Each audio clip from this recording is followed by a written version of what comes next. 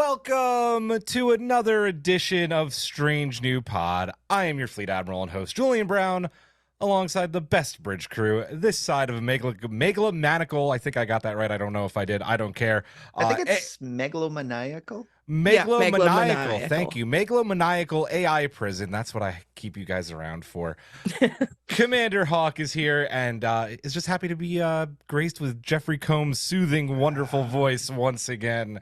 Bring him back. Dr. Boyce in Strange New Worlds. Make it happen.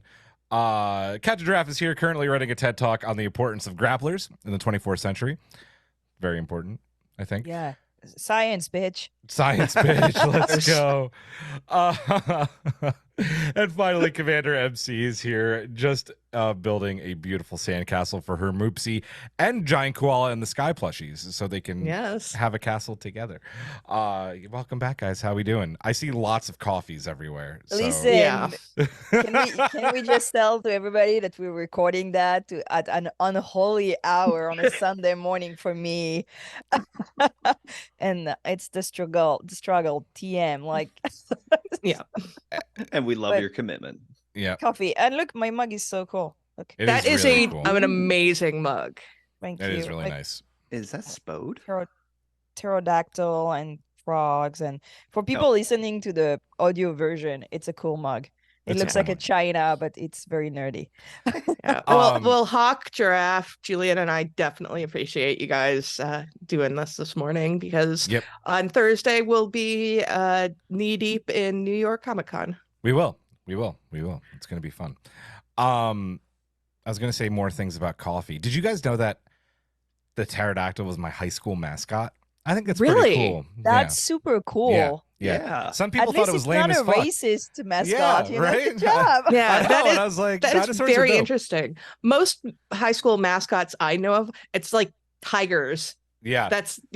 Tigers. I went to private boarding school, so I feel like they get a little bit more creative because they need to keep that donor money coming in. So. I respect that. Yeah, I went to Catholic high school, and our mascot was a crusader. Oh, that's lovely. Really just great. Like, why? Or like, in places like here, like Southern California, and like it's the Vikings, and you're like, the Vikings in Southern California? Why? Yeah. I don't think I have a segue that works with Vikings, so I'm just gonna say this week, what happens when Badgey ambushes the Cerritos, and how do we wind up with Goodgy and Logicy? Offshoots of Badgey. Also, when Peanut Hamper is up for parole and Agimus tells Starfleet he has intel on all the ships that have been getting destroyed, are they really reformed, or do they have something up their digital sleeves? I have no sleeves to roll up. Yes. We're gonna break that all down, but first, Emcee, it is back to you. We need to thank our amazing patron collective at the Ready Room level and above.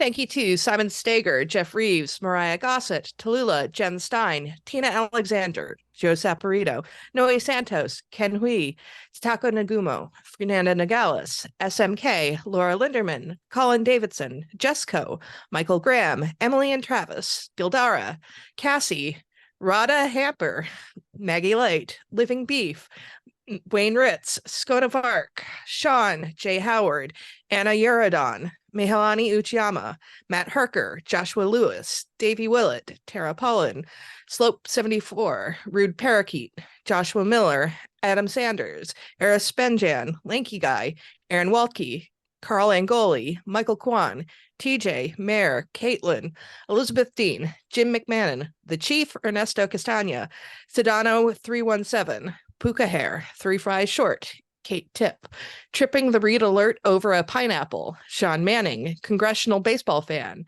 Chris Waterman, RHCB, and Martin Simpson. And you don't have a thing in here about the executive producers. That's okay. I'll say it. That's fine. I just want to say, Emcee, I think that was your best patron reading so far. So congrats. That was very well done. You. Very well done. Before I get to our executive producers, I feel a little bit sad that we're doing this pre-recorded because I'm sure Chris would have had some crazy bullshit to change his names to with like 3 different AIs this week. But We'll read them Mostly next just week if Matt you got them, There's Chris. always Yeah. next week. There's always Yeah. next week. There's always next week. That's a great episode. I can't wait to talk about that one too. I think it's one of my favorite episodes. Yeah, The next week it's ones. yeah, Yeah. it's really Mhm. good. Yes, a big thank you to our amazing executive producers, Chris Waterman, Commander Chris, Simon Stager, and the Chief Ernesto Castagna. I did that off the top of my head. So Nice. Good job. yeah, I hung out with one of our executive producers last night. Simon is a good friend as well. We were at the Philadelphia Union tailgate together. Yeah, we had a lot of fun. We were talking about Majel and the computer voice. Yeah, fun times. Yeah, it's Dorks. yeah. What else are you gonna do at a Are you tailgate? surprised? Talk about Star Trek. Shocking. Oh God. Quick news. If you're listening to this on Thursday, Friday, Saturday, or Sunday, Emcee, where are we? You just mentioned it. We are at New York Comic Con, so come and find us because we have goodies and we also have, nerdy stuff we would like to talk to people about. Indeed. Can't wait to be there because we're not actually there yet, but we are there if you're listening now. Time travel, baby. Love it. Please get your 90-second or less submissions in for our cadet report for Star Trek Prodigy Day. We want to hear from you, your kids, your families, why Star Trek Prodigy is important to you. The deadline is, I didn't have it last week, I have it now, Wednesday, the 25th. So get those in. Jeff, Yes. we have a very cool sponsorship. We work with people, and they just released an amazing new line of shirts and stuff. This is true. We have a partnership with Heroes and Villain. By the way, look at me doing it, no outline. Just to put that out there, drinking my first coffee. So we have a partnership with Heroes and Villain, and you can get 20% off your first order online by using our code STRANGE.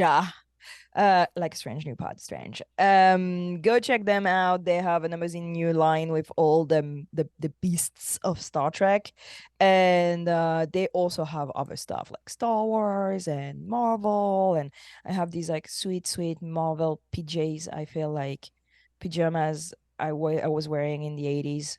Yeah, Yes, I you was sent alive in me a the pic of 80s. them. They're really cool. Yeah, they're really Yeah. nice. So yeah, go check out their website and use our code. Yeah, I think the new creatures, they have the Mugatu, they have a salt monster, and a Gorn, if I'm not mistaken, like old TOS. They have a lot of Nice. Gorns. They have a big Gorn energy Yeah, lately. big Gorn energy. Yep. Yeah. Yeah. BG. And Nice. I know that we have a lot of D&D fans in the collective, and they just launched a new partnership with Critical Role. So Yeah. that's really cool Oh. too. And Yeah. the pics, by the way, of like the how the advertisement for the t-shirt, I really like the pose. I think I'm gonna imitate the one with dice. I don't know if you looked at any of the Yeah, yeah. advertisement. I was like, I'll do that. Nice. So we can probably expect some excellent Legend of Vox Machina merchandise coming our way. I guess maybe. I Mm. have Yeah. no idea what you just said, but sure. Yeah.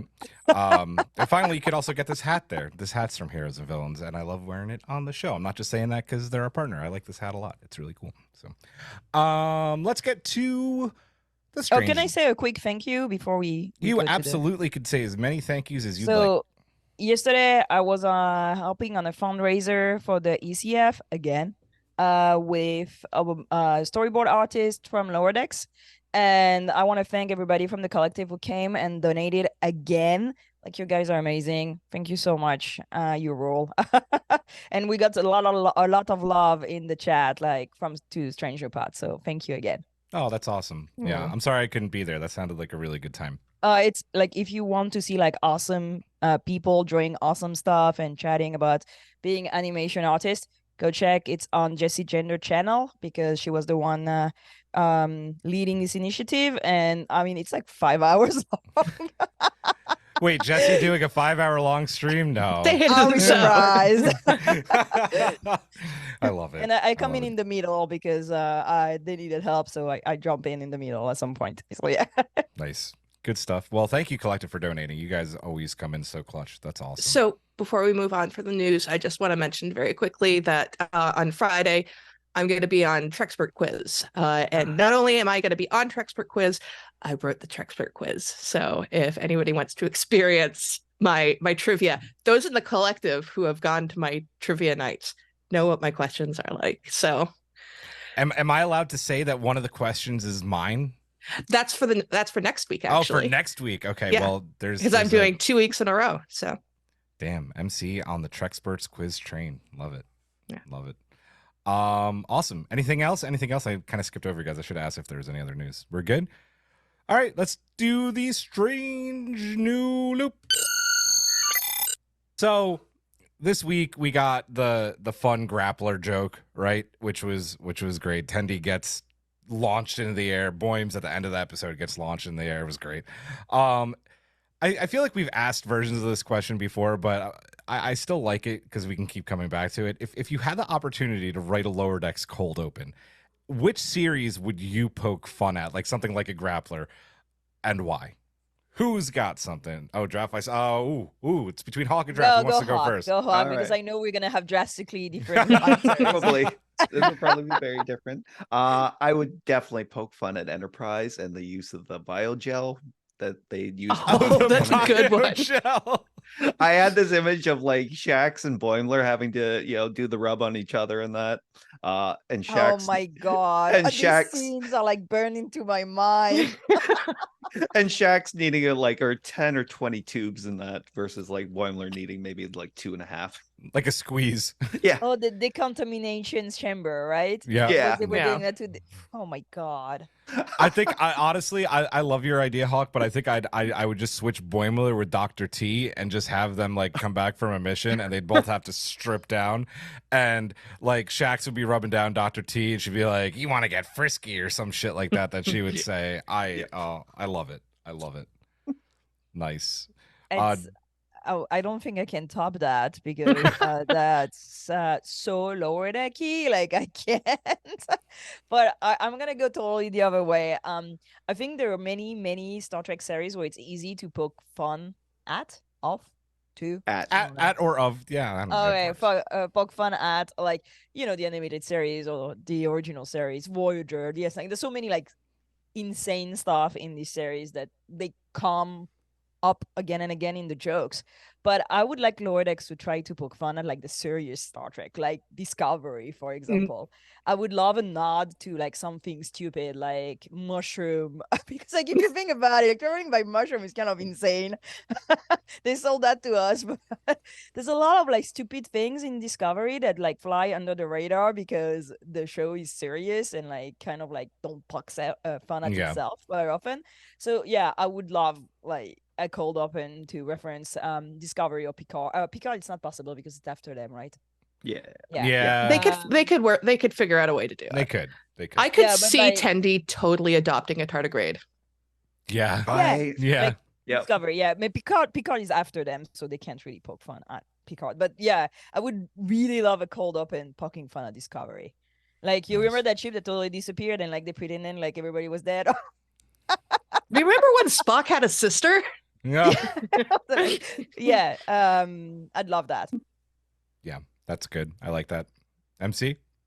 So I don't know if I would poke fun at a particular series, and this is probably such a me cold open, but considering we know our lower deckers rank captains by cuteness, I would love for the lower deckers to basically have a ship war where they're going over if Kirk and Spock were together, or Spock and Uhura, or Spock and Chapel, and we of course also got Boimler, and it's like, well, I know for a fact that That's it's like, right. oh, that's it. Yeah. Odo and Kira. Yep. Yeah, which ones are the best, because it Worf seems and like Dax. something they would do, and something that they could have a lot of fun with, and it's such a me thing to want No. this. Wait, I like wasn't it. like the very short track kind of like implying that Boimler was writing fan fiction? Kirk and Gorn, enemies to lovers. Right? Fanfic, yeah. So it's like, it's out there. It exists. It's always out there. I would actually really like to read Boimler's fanfic of that. I would read the shit out of that. Oh my god. Oh my god. I think Julian's just thinking it's too early for this. It is. That's okay. Have another sip of coffee. My shipping brain is not on yet. I will have another sip of coffee. My shipping brain is always on. It's the I only know. part of my I know. brain that never sleeps. 24/7. I know. Yeah. I know. Mine would have to be, even though they do it so much already, I don't care. A very specific thing in TNG. I'd love a cold open where Boymes is like working in the cargo bay and he like, I don't know, he trips over a fucking banana peel or something, like, I don't know, and knocks over a bunch of those tubs that broke Worf's back. And I would love them to just like fall over on them, and like fall all on top of him. And I'd like to see them bounce like they did in the episode. And I just want him to like get up and be like, oh man, these things broke Worf's back, like, like just like, you know, rub, like, you know, wiping his shoulder off or something, like something really simple to poke fun at Worf always just getting shit on and empty barrels breaking his spine. Yeah, Or Isn't those it weird in, like- plastic pallets, right? yeah. Isn't it like in yesterday's Enterprise where like they get hit and like a bunch of rocks fall on the Yeah, bridge a or bunch of rocks. something like Like that? there's like rocks sticking out of Riker's Foam face when rocks he that dies at the end of bounces? that episode. Yeah. Yeah. Oh my god, dude. Yeah. Oh, Something Star like Trek. that. Oh, Star Trek. Yep. I hope we get some comments from the collective when they watch this later on in the chat. Yeah, with the I think live chat. they could probably come up with Yeah. some good ones. This is such Agreed. a ripe. It is. It really is. Uh, Yep. Should we get into our review of this one, folks? Yes. Everybody Yes. has their coffee. I think I have some sparkling water. Everybody's happy. It is our review of Star Trek Lower Decks episode 407, A Few Badgeys More, very aptly titled this week. Our roundtable order tonight will go MC, Hawk, Girafe, followed by myself. We haven't gotten to talk about a cold open the past couple of weeks. This one did have a cold open, and it gives us kind of like a look back at Badgey's, I guess, re-origin story. I called this Badgey a Star Trek story, like Solo a Star Wars story. We don't need those.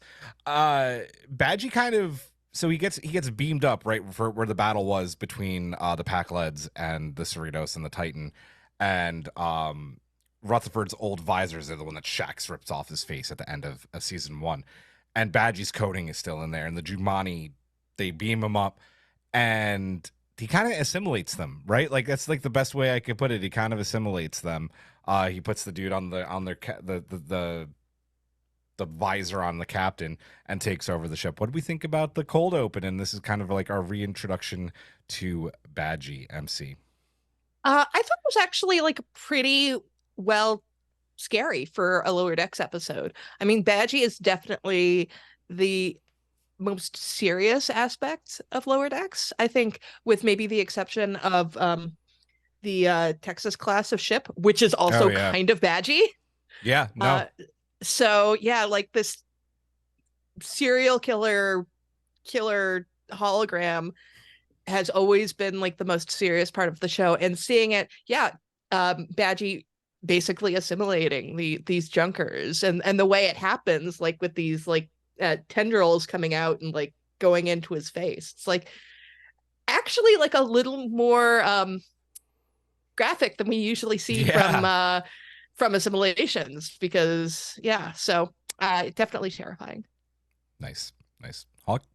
Same. I still love how Badgey kind of lures people in with his kindness, and the promise is something good to come out of this. The Starfleet codes, and it's like, ooh, Starfleet codes. I could afford my own ship.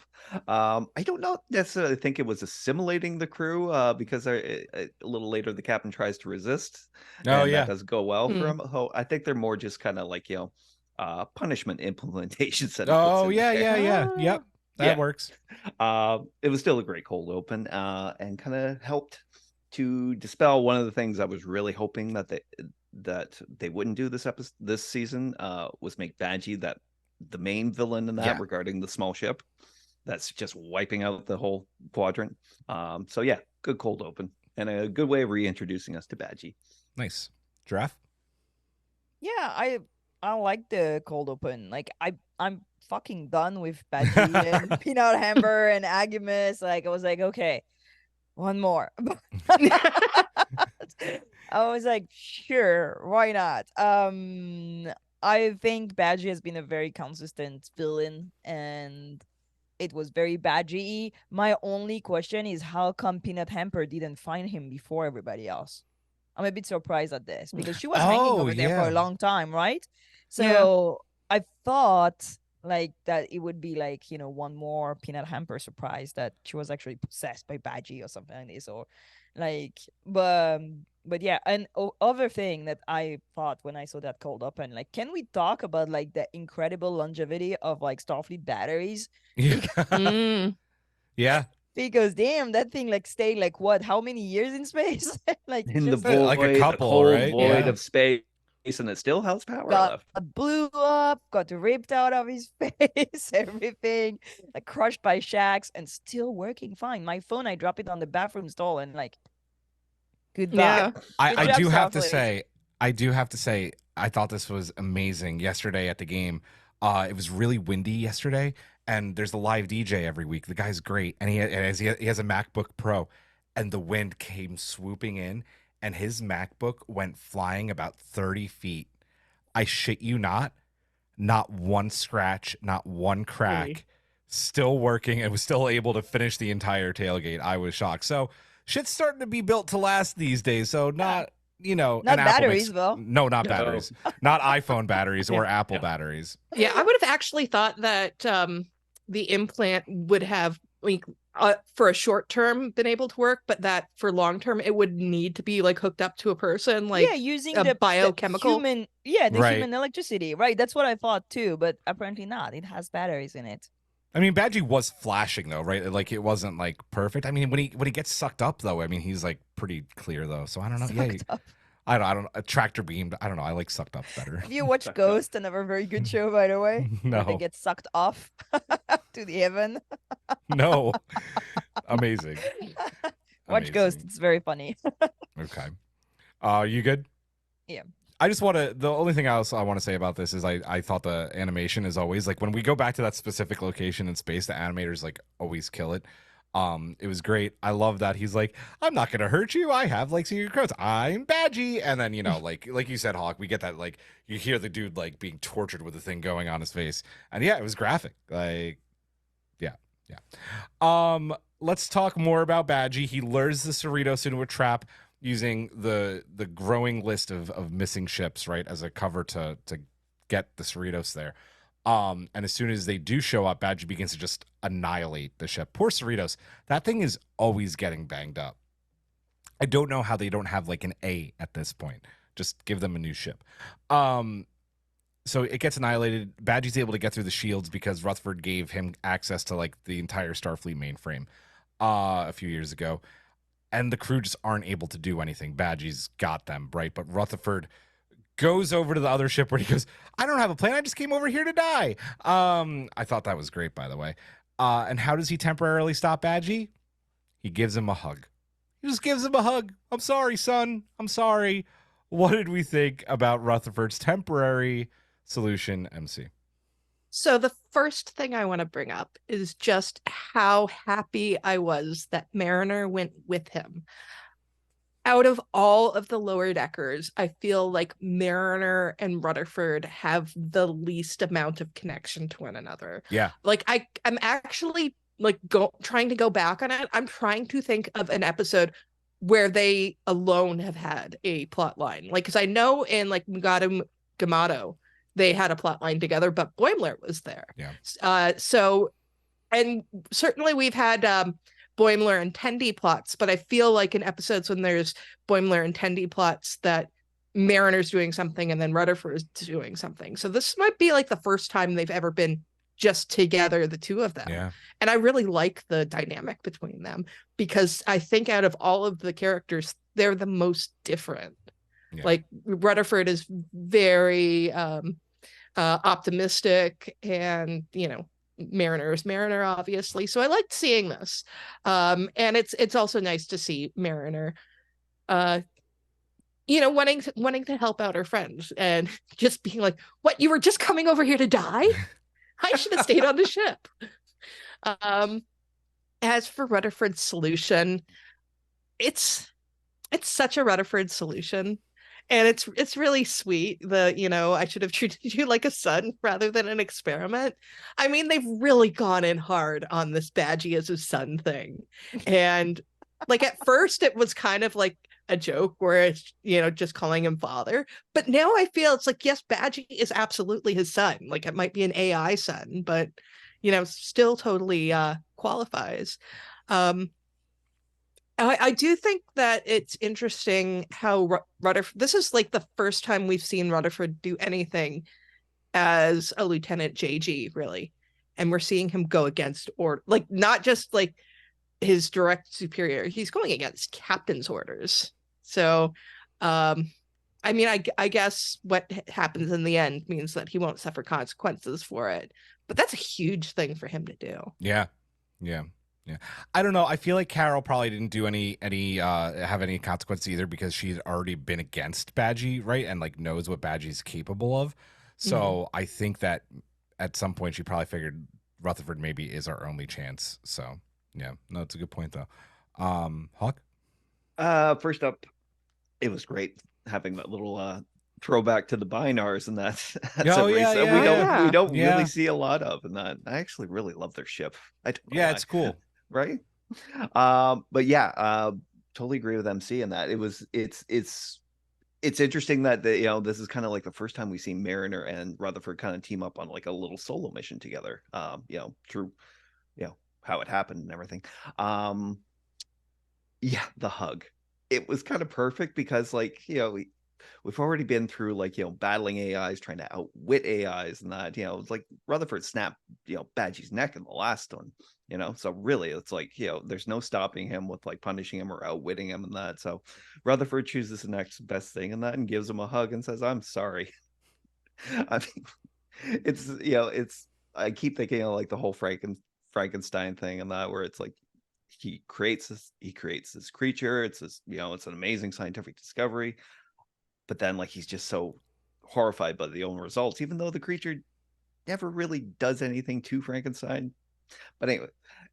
I mean, eventually he does. He kills Frankenstein's fiance / wife. Like and his brother. He kills his brother also. After the rejection.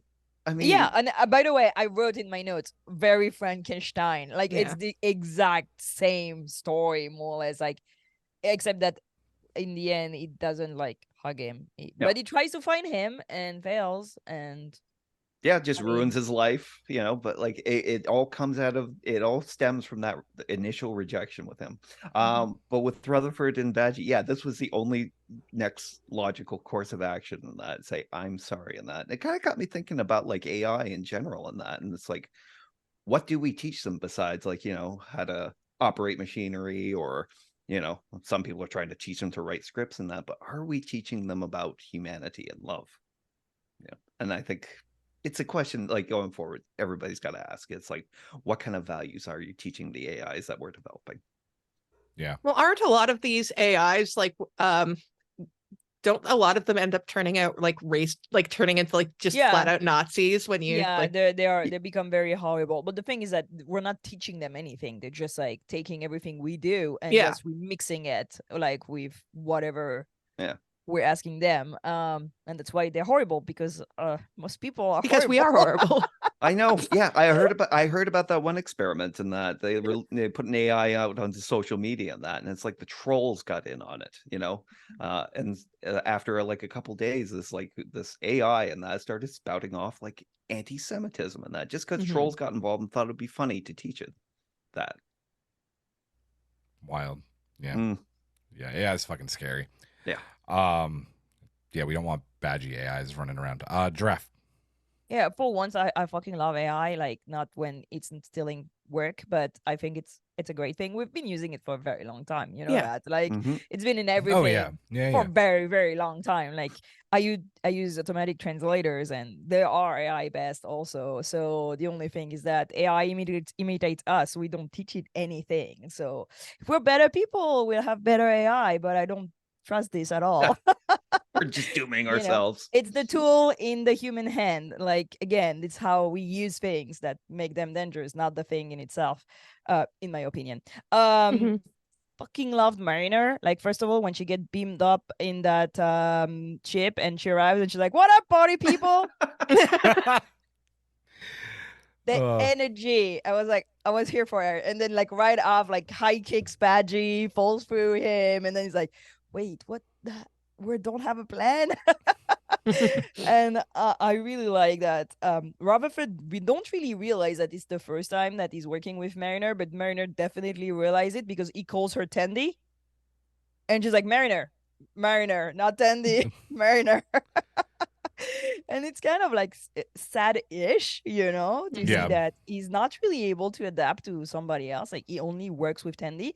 And as much as we've seen their relationship, like, you know, go through the microscope of Lower Decks for like a few seasons, it's kind of troubling that Rutherford is actually never working with anybody else. Like, I mean, with Boimler as a friend, but as a work-related thing, he's Right. always working with Tandy.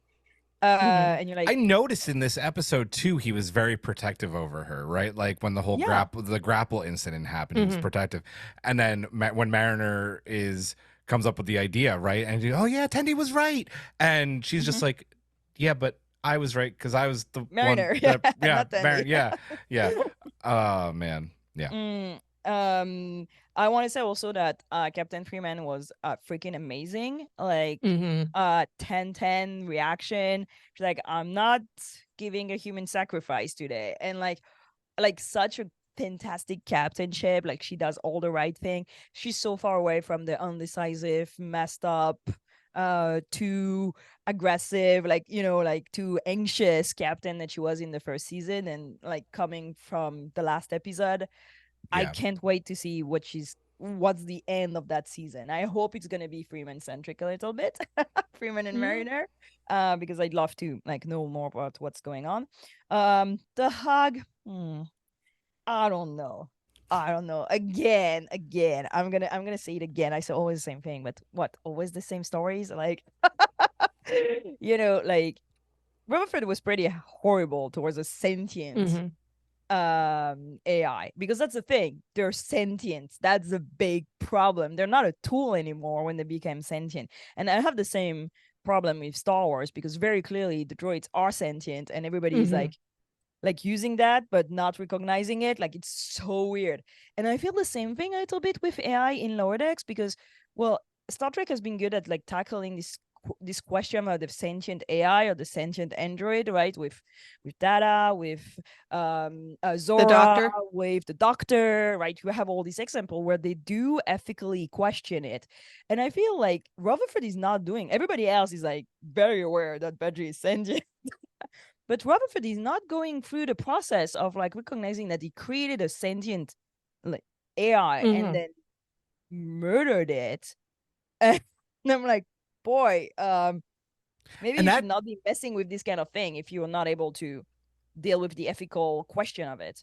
and that comes back to Tendi too, because he built it to impress Tendi. So it all circles Yeah. back. Excuse me. It all circles back around.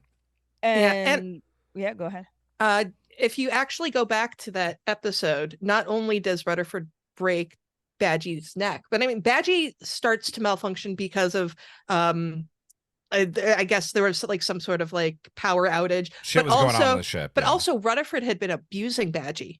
Mm-hmm. He was like insulting him, and I think he like kicked him at one point because he wasn't working correctly. So I think like that contributed to, you know, sending Badgey over the edge. So And I think, you know, my trauma is reading too much into it. no, I get it. So bear with me here. But again, we've seen these like pretty horrible parents in Star Trek that get forgiven by giving a hug or saying I am sorry. And again, normalize the fact to not forgive abusers Yeah. just because they gave you a hug or told you I'm sorry. Like if somebody breaks my neck and like try to be I'm sorry and hugs me, I'm like I'm sorry, but that's not gonna. We're not good.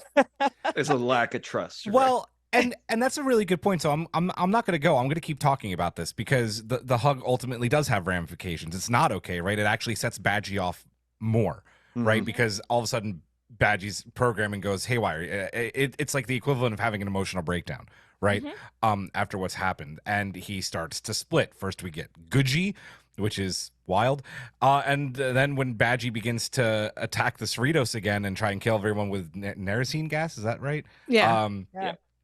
Rutherford tries to out logic Badgey, creating Logicy, like just keeps fucking with Badgey, and then Badgey keeps just like, it's insane what happens. And then it's like poetic. Logicy ultimately gets his back snapped, right?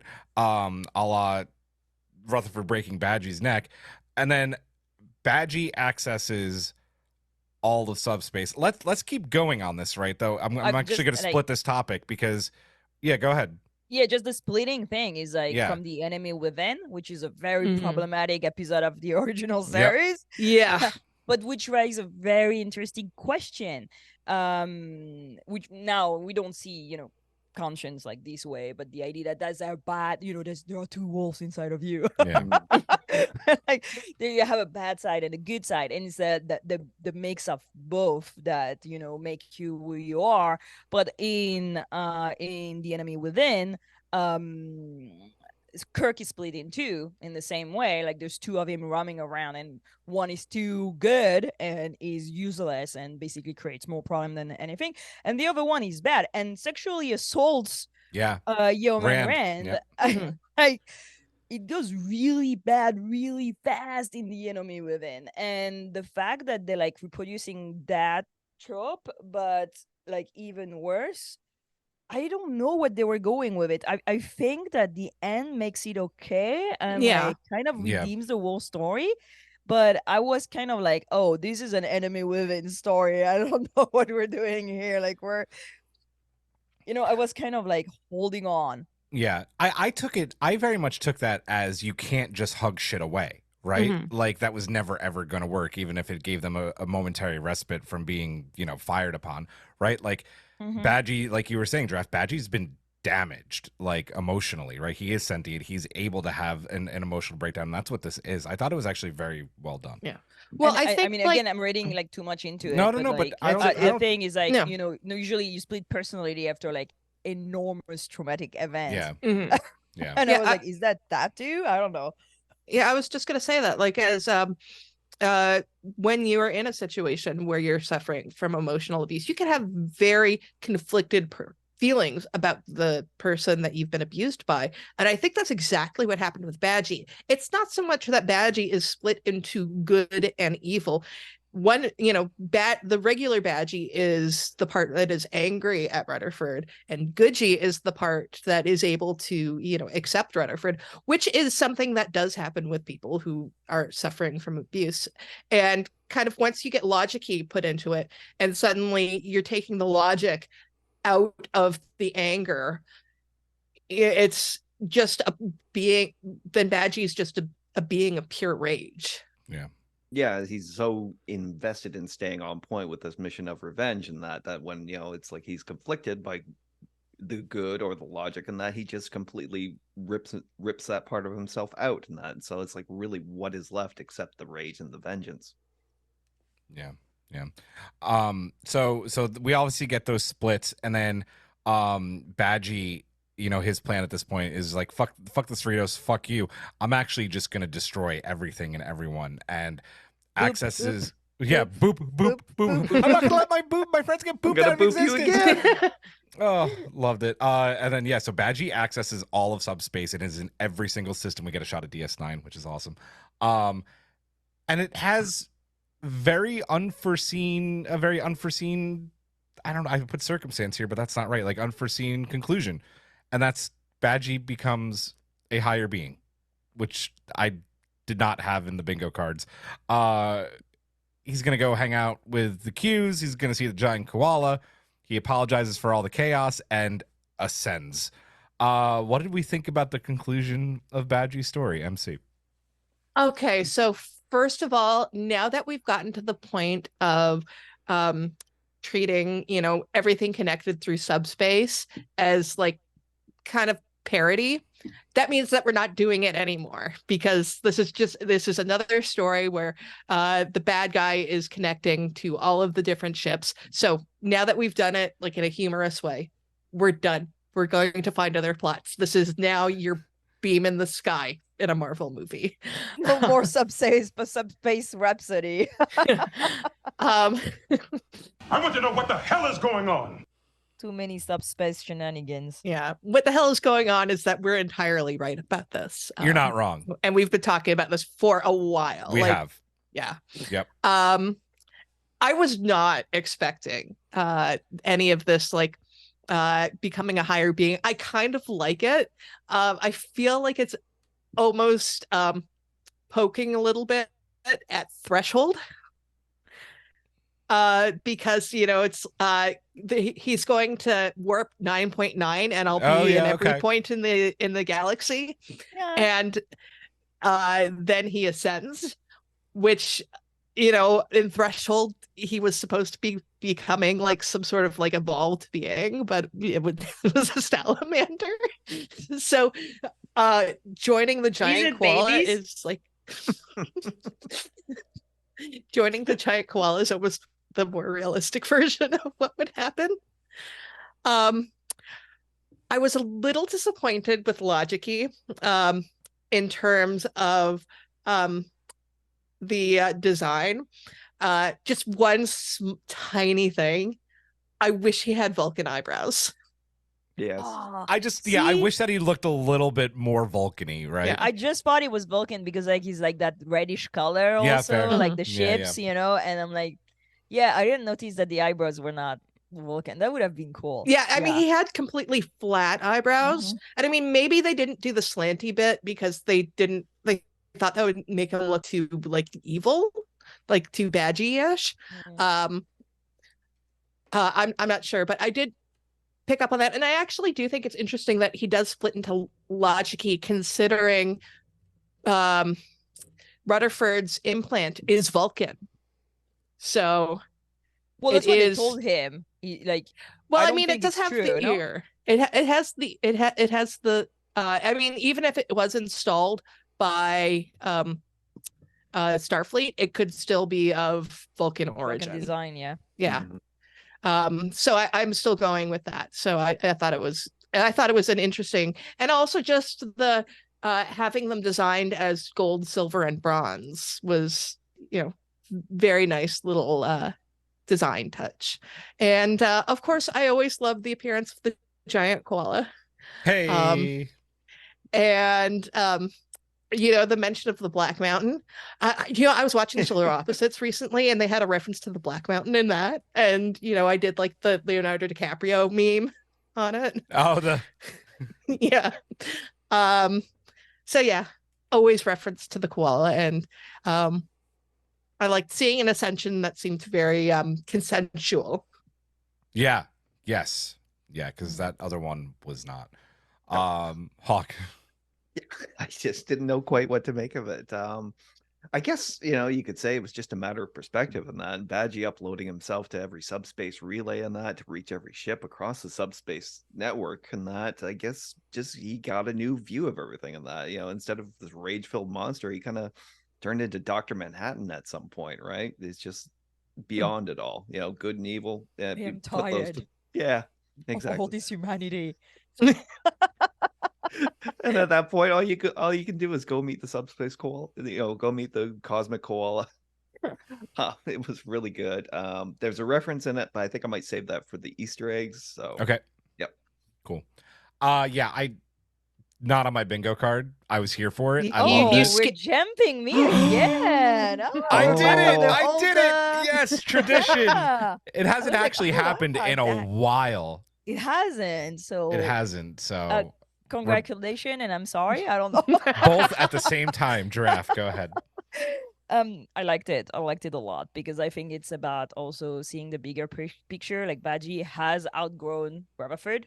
Yes. And he has been able to see beyond that small little ensign that made him, and see all his flaws and all the problem and everything that was unfair. And I think that it's a good metaphor. I think it's especially if you like me read, Badgey's rage as like a result of all the abuse and like threats and murder that he had to go through. Like when you grow and you pass that certain age and you see that people are fucked up and yeah, that's unfair, but you know what, I'm gonna be the bigger person and I'm gonna see the big picture and I'm gonna move the fuck on. And I like the fact that he leaves Yeah. Yep. Mhm. And He's got a life to live. good for him. Good for him. Let's go, Badgey. Go create your own universe with the Q. I'm here for it. I was happy for him.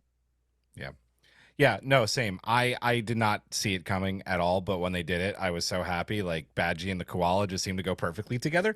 I think there was a missed opportunity to bring back animated Q for a second and see them, like, I don't know, frolicking in the sky together. I think that could have been really good. No, I loved it, and I thought it was a really good conclusion to Badgey's story. Also, Goodgy stays on the Cerritos. I'm with Tendi and Mariner. I'm gonna just get the fuck out of the room, or I don't know. Like, this seems like a bad idea, but I don't know. We've been talking about how we should respect the AI, though, so maybe they shouldn't have got the fuck out of the room and got to know Goodgy. I don't know. It's complicated. I don't know if you have any thoughts on if that was just a joke or if that was maybe setting something else up. I think it was just a joke mostly, because at this point, there's nowhere else they can go with the Badgey story. No, They've there's not. covered everything. Like, and Don't give also, them IDs. Don't. and I don't think that Goodgy is a strong enough character to turn up again. I think Goodgy is very one note, and also I kind of hate the name. Yeah, that's fair. Hawk, anything? My only disappointment is, not being able to hear Jack McBrayer come back for another episode, because I just love Jack McBrayer. So, but yeah, Goodgy might be just a little lacking in any sort of tension or anything he could bring to to the plot of an episode. So, yeah, hopefully, I think it's a one and done. I think Goodgy is freaking me out more than Badgey, to be Yeah, honest. just a little bit. Yeah. I'm like, ooh, first of all, I didn't realize that Badgey, the bad in it, was like bad and not badge. Like, I don't know. I was like, oh yeah, I can. I was like, oh, Yeah, I didn't okay. really realize that either. And I think it's mostly here to show us that Rutherford did not learn anything. No, out of not a this single thing. fucking thing. Nothing. And that is even more terrifying than anything else, because he still likes playing with this when, like, Badger killed people, right? It killed Yep. like a lot of people. I mean, like all the Packlet chip. Like, technically, he killed Shax.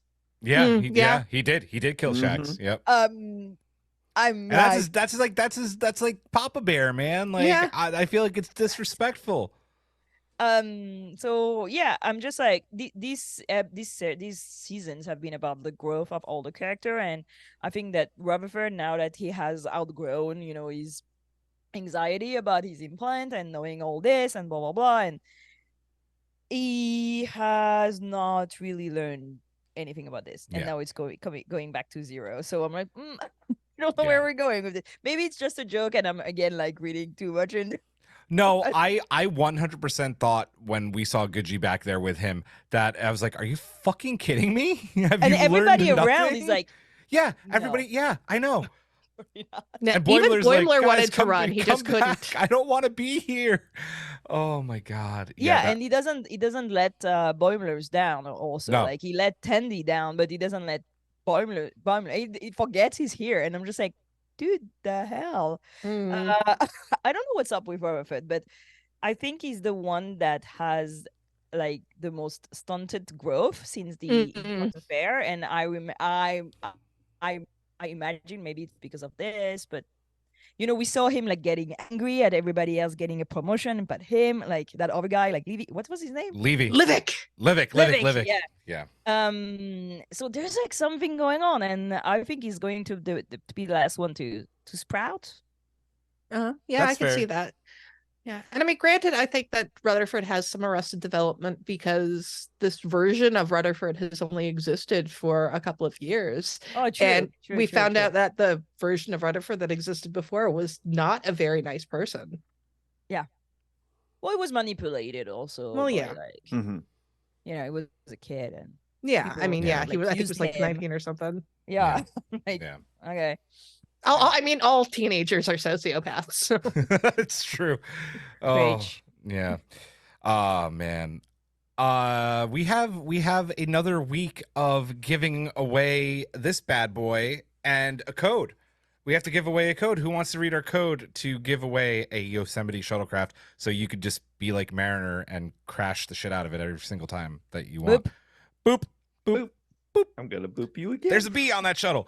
Who wants to I don't read the have code? the outline, so please, somebody else do it. I don't have it in my Okay. So we're doing the shuttle giveaway, and our code is Daystrom. And you can stack your entries, and you can send it to our email, which is trivia@strangenewpod.com, or DM on the Discord, which is what, Strange New Pod 9000? Strange New Pod 9000, thanks to Girafe. What? You came up with Strange New You Pod said it. 9000. Oh yeah. Yeah. Hey, at least I didn't sleep a lot. Okay. More coffee. More. You just need like an I auto just drip. dissociated IV for like a drip. minute. IV drip for Girafe. Let's talk about the B plot, Star-Crossed Tyrants. Peanut Hamper is back. Listen, I think Hawk, you actually did like the Peanut Hamper episode. Or no, I just kind of like Peanut Hamper. The rest of us did not. She's up for parole, and scheming with her. Agimus is with her, which is just I love the team up, and they're doing their beautiful tomato garden, all while wanting to come up with a plan to dominate some planet. And Agimus tries to fake out Boimler, like they each have their own plot, with fake info about the ships that have been disappearing, so he can go live his best life with Peanut. Agimus, quote unquote, captures, because Boims totally lets it happen, captures Boims and Tendi, who just kind of play along with his BS, right? And Agimus soon starts to realize that Peanut Hamper may have played him. Went and did her own thing. That's at least what he thinks. It actually turns out Peanut Hamper wanted to go take over planets until she actually did her parole hearing and felt remorse for all the bullshit that she did. And all Agimus really wanted, as we find out at the end of the episode, is to be with her. He's like, oh yeah, I've dominated planets. I've already done that. I just wanted to be with you. I really like that, by the way. What did we think about we had a lot of conclusions in this week's episode. It's also the conclusion for both Peanut Hamper and Agimus. What did we think about this B plot, MC? I think that it's interesting to have all three of these characters appear in the same episode and have them not interact with each other, because everybody was so sure that we were going to get a Badgey, Peanut Hamper, Agimus team up. So the writers were very clever having them in the same episode but not interact. And as for this plot, I like this. Peanut Hamper I don't like the character. I hated that episode. And it kind of helps that there's not a lot of Peanut Hamper in this episode, really. And there's a lot of Agimus, and I love Jeffrey Combs. So, I like seeing him. And also, I feel like, we've had a lot less of Agimus than we've had of Peanut Hamper. So, and it allowed us an interesting look at Boimler. I feel like this is a new evolution of bold Boimler, where he has boldness, but not like this suicidal boldness. Yeah. He's starting to become comfortable in the Lieutenant J genus, and it's just like, you know what, I'm gonna see how this plays out. Like, He's getting old, that's what it is. Yeah. And then like Tendi is like, I could get us out of these. We're a little bit of the Mistress of the Winter Constellation, where it's just like, I could get us out of this bondage like right away. And he's like, no, we're good. And Agimus and Peanut Hamper, I like the way they played this, where it's so obvious they're in love with each other, but they're in denial that they're in love with each other, which, I don't know, maybe is a hint that last week, we were talking about Tendi and Rutherford. Maybe we're not done with that. Or maybe that this does seem to be a little more straightforward in it with the, like, what are your intentions with my daughter? And it's very clear that Agimus is just the only reason why he's redeemed himself at all is because of the love of the good woman, or the Okay. quote unquote good woman. Like, I mean, he was fine with the idea of taking over more planets. He before literally he did yeah. with Boimler and Tendi. Yeah. Yeah. Huck. I agree with MC. Like, we were expecting like some sort of like an AI team up with Badgey, Agimus, Peanut Hamper, and that, and I'm glad they didn't go that direction in that, because this part of the plot was actually the really rife with jokes and that, from Tendi and that remarking about, she's only been in jail a couple of years and she's already up for parole. I guess the system works. Oh my god. Yeah. Oh, that was so. Yep. The shot of the yard, it's like a bunch of AI boxes with a basketball like there, a and Danish prison. yes. What was the name of the other AI? What is it? Tyrannochillicus? Yeah, Tyrannochillicus. Yep. I don't know Tyrannochillicus, but I can try. I have conquered my fears. I am so glad they went the other direction with this and that. Because Boimler and Tendi just hanging with Agimus and that, and it's like seeing how disappointed he was in that. It's like, wow, you really conquered this planet like quickly in that. And he's like, once the coastal cities fell, it was easy, and it's like there was nothing in it for them to to enjoy, dominating, because they discovered something else. It's like AIs hanging around each other, fell in love, like, and I guess that's the point of the learning machine, is that they learn from each other, they learn from us, and that it's like they are capable of learning about things that make us, like love, respect, friendship, everything. I enjoyed the direction this took. It was funny. It was it was nice seeing like Peanut Hamper kind of being redeemed as a character at the end.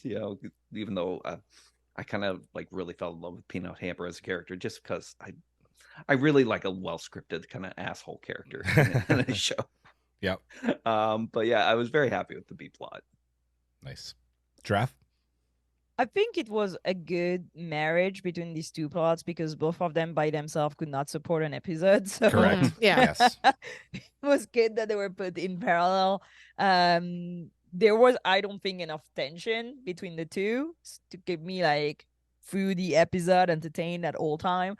The writing was excellent, like the jokes were very good, and you know how tired I am of Peanut Hamper. So I'm glad that we're putting all this story to rest. Thank you. All together, very great. Like, and all the great villains of Lower Decks are all like tied in together in a neat little package, and like I sent like to that archive. a lot. I really like that. It was like very neatly done. Listen, yes. Yes. Yes. I was hoping they would just let Peanut Hamper die somewhere, forget about her, but that's me. I'm mean. I'm glad everybody gets a Star Trek happy ending, where they're like all rehabilitated and good for the society and like participating in the good of humanity and all sentient species. So yeah, let's go. Tandy cracked me up throughout that B plot, like the manner, the way she just like sands and stuff, and she's like bare feet in the sand. Yes. I'm taking some with me. Taking some with me, which is totally like the energy I have when I go to any new place. So no, I liked the fact that over and over again, we feel like they're kids and they're gonna get fucked over and they're not gonna know what they're doing, but they're actually very competent. They know what they're doing. They're good at their job. And yeah, they solved it like in a good way. Sure, they had to get like some like tangents. They did conquer a whole planet, like poor lizard people. Like I love Boims though, right? Like, oh, it's not like Starfleet could come and just take care of this all in an hour, right? But like people still went through fucking trauma. Yeah, right. Like a whole planet. I'm like, oh. Yeah, you saw those drones like electrocuting some of those lizard people. Right? Yep. And imagine like whole Earth being like subjugated by an AI for like several months because two ensigns are trying to get info, and like and you're like, Okay, then. Yeah. I guess that's one more chapter in history. Info they're not even sure that Agimus actually has. I think Boimler knew he had it. I think he knew exactly how to press Agimus's buttons, just like he did in the first episode where they're stranded with him. Once Agimus confirmed the star date, then Yeah. yeah. That's true. Girafe stole my thoughts about Tendi. Tendi was my favorite part of this B plot. Her just like finally like going along with Boims to the point where she took off her shoes and built a sandcastle was just like everything, right? She's like, if we're gonna be sitting here doing nothing, I'm on a beautiful planet and I'm gonna have some fun. And yeah, she's disappointed as fuck where they're going. She like put all that dude, like she made a pretty banging sandcastle. I'd be pissed off too. I'm like, taking it with me. Let's go. I love that. I hate Peanut Hamper. I loved this episode. I loved this. I loved Agimus and Peanut Hamper, and I thought this was a really good team up and a really perfect conclusion to Peanut Hamper's story. I like that she's back with her parents. It's like the kid coming home after going on their like, rebellious year away from your family, right? Like she joined Didn't she Starfleet. do- Yeah, she joined yeah, Starfleet to piss off her parents. Yeah. And and then did a lot of fucked up shit in between. But now she's come home and realized that, like home is where the heart is. I really like that. And I like that Agimus has to go back to prison, but they're gonna at some point like live happily ever after, and he's gonna reform all the evil AIs in there. I thought it was brilliant. I really liked it. That being said, don't lock up Jeffrey Combs. Like bring him back. We want more Jeffrey Combs. That's Well, like I was saying last week, I want Brunt to appear in. Yeah. Oh, that'd be great. That'd be wonderful. Yeah. Any final thoughts? Your final thoughts on this one? Let's go in the reverse order this time, Girafe. Are we not going to cover the mystery ship? Fuck, I Yeah. totally skipped. Guys, I'm I sorry. was like, wait, we learned something very important. It's empty. It's empty. It's a problem. This will be edited in post. Let's quickly talk about the mystery ship. We finally, like Draft just said, though people won't know that, so whatever the fuck. We learned something really important about the mystery ship. Agimus did have the info. Boims was right. And we also find out about someone else being right. Girafe, you were right. I've been the one saying that. I thought Girafe was the one saying it. No, I said that most probably the whatever happened was because of like lower decks being like crazy and rebellious and not Wait, listening to Emcee, whatever. you've been the one who's saying that? I've been saying people? since week 1 that they've been like teleported away. Well, shit. I'm sorry. I mixed y'all up. I'm sorry. There's too many theories. You're fine. I'm sorry. Apologies. One I'm plus sorry. yours, 3. Well, don't you two share the same brain anyway? Yeah, you guys you're the same person. So, let's not bring that back. Sorry, Emcee was right. The whole thing is a lie. The shuttle pod from Enterprise, because that's still my theory, is stealing the ships and whisking them, which I was just like so disappointed in my theory. Any other thoughts now that we've seen that on what might be happening here, Emcee?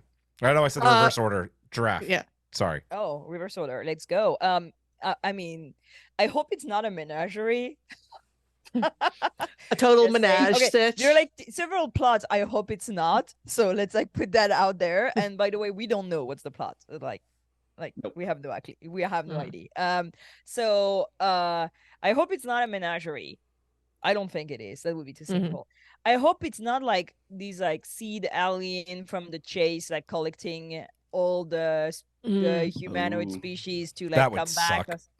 Like, because let's bury grand design. Okay, Star Trek, let's not bring it back. Thank you very much. Intelligent design, sorry. I hope it's some timey-wimey things. Like something from the future, or they're trying to like repopulate like a time where everybody has disappeared, or a little bit like the one with the whales, but with species. Okay. That makes sense. Yeah, Yeah. Well, the the whale probe is in the season 4 credits. Season 4, Star Trek 4. So I'm like, maybe they're just like from the future, and they need like to repopulate places because all the species have disappeared. Maybe a virus, or like, I don't know, like something happened, and they need them to be here. So they're just stealing like some people of each species to bring them back wherever the hell they're going. So not so much a menagerie as an arc. Ooh. Hey. Okay. Yeah, like the one with the whales, but with people. All right. That's my idea. Hawk.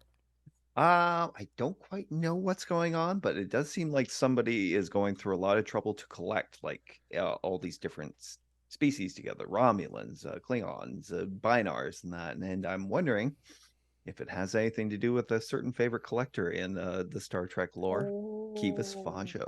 Mm. Damn. That's a deep cut. I like it. Saul Rubinek is still available, so And they've been collectors like in Lower Decks like Yeah. twice already. Yeah. Yeah. Huh. Nice, Hawk. Okay. MC, you were right. I'm sorry. Well, I'm very happy that I was right, and so at this point, I could probably just like, yeah, I'm fine.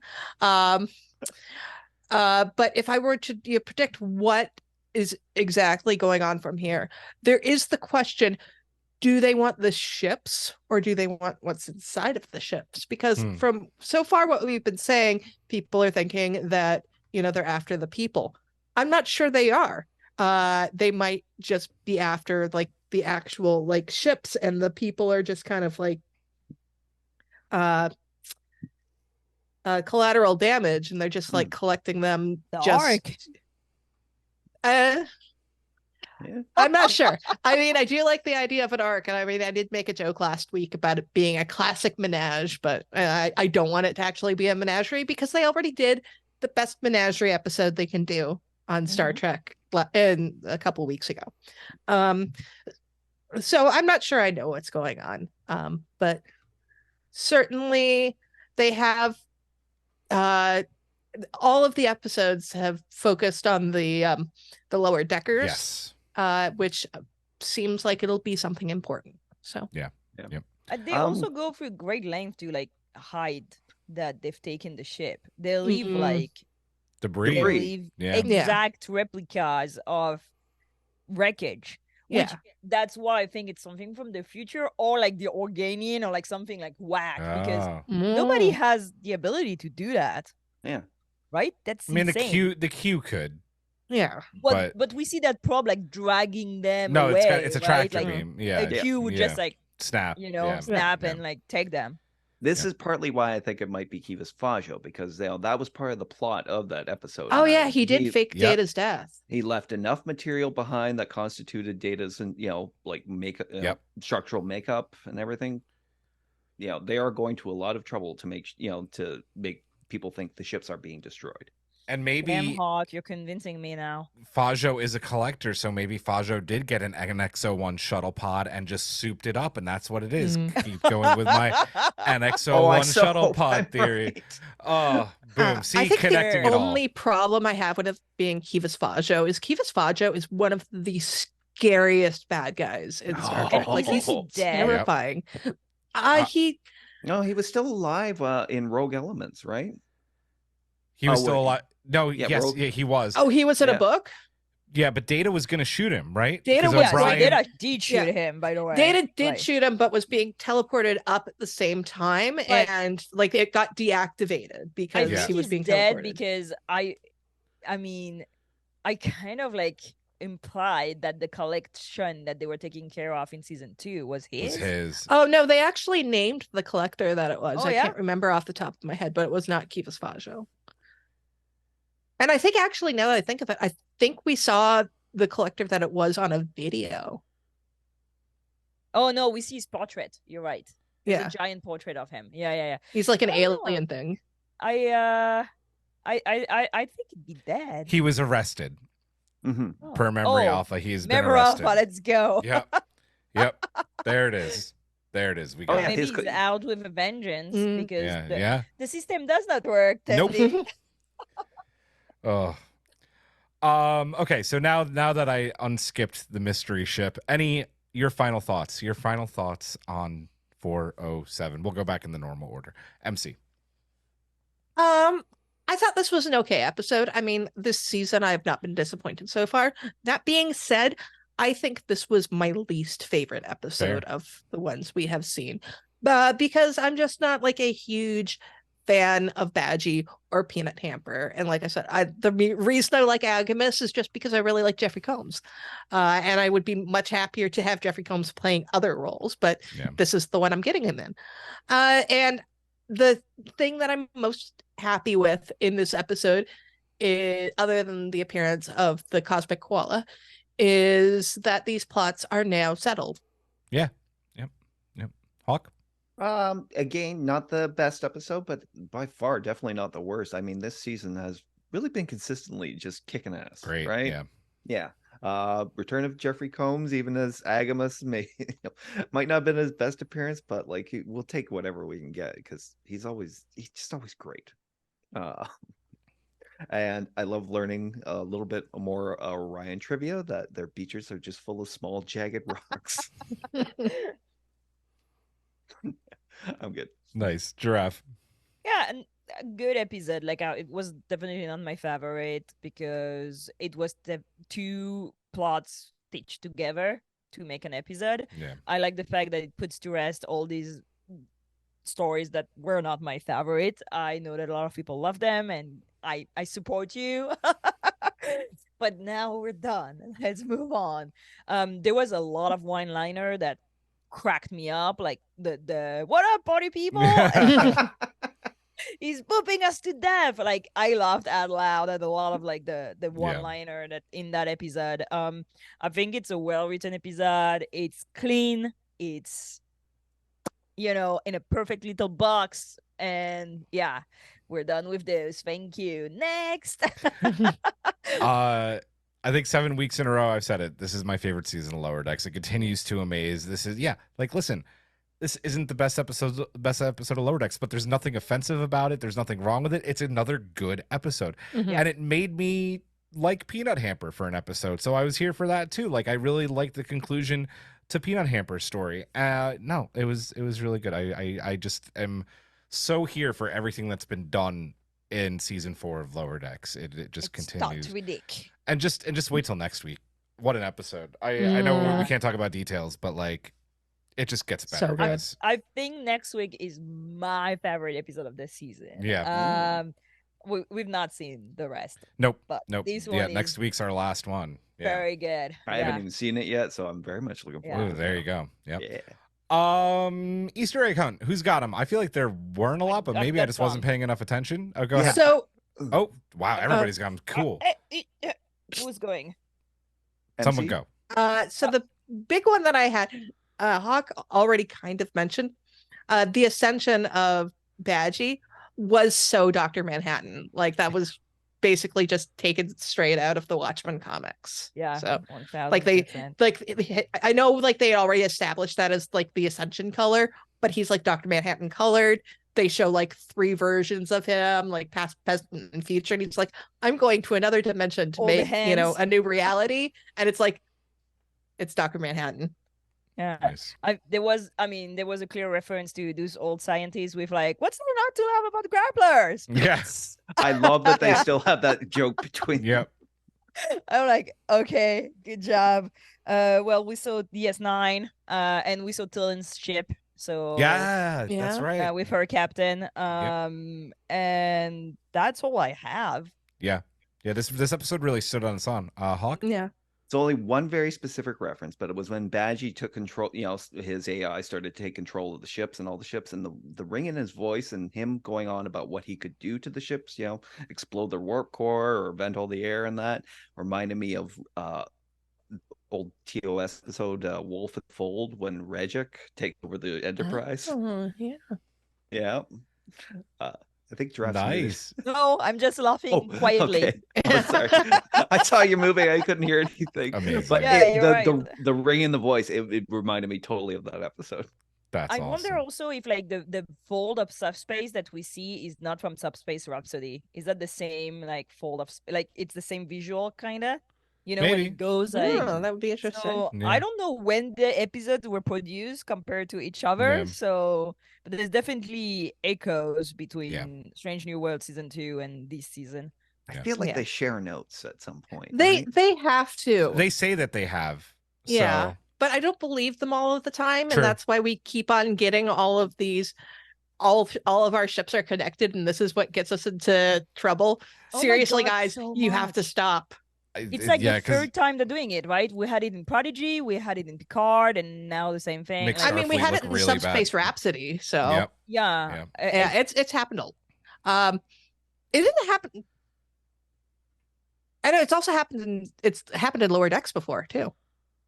Well, It kind of did with I the mean, it's the main plot of Prodigy and season 2, Yeah. 3 of Picard, that's for sure. And yeah, I mean, somebody there's a should, good like, chance do it's something happened about in it. Lower Decks too. Yeah, They just should not do it anymore. listen to us. Yeah. Don't do it anymore. It's been done. Yeah. Please. Beating a dead horse.